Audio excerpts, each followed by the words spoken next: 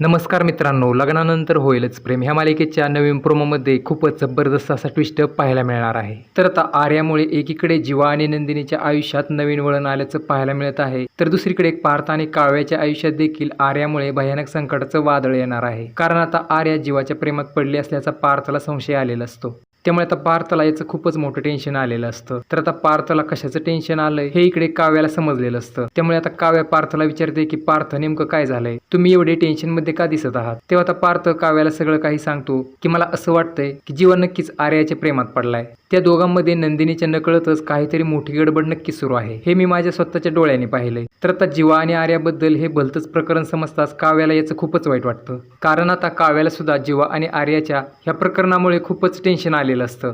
तेव्हा आता काव्या विचारात पडते की ह्या जीवाला काही लाजशरम आहे की नाही. अगोदर मला प्रेमाच्या जाळ्यात फसवून मोठा धोका देऊन शेवटी नंदिनी ताईचा झाला आणि आता तर ह्याचं वेगळंच सुरू झालंय. नंदिनी ताई प्रेग्नेंट आहे याचं त्याला काही वाटत आहे की नाही. ताईकडे लक्ष द्यायचं सोडून त्या आर्यालाच एवढा का भाव देत आहे हा जीवा.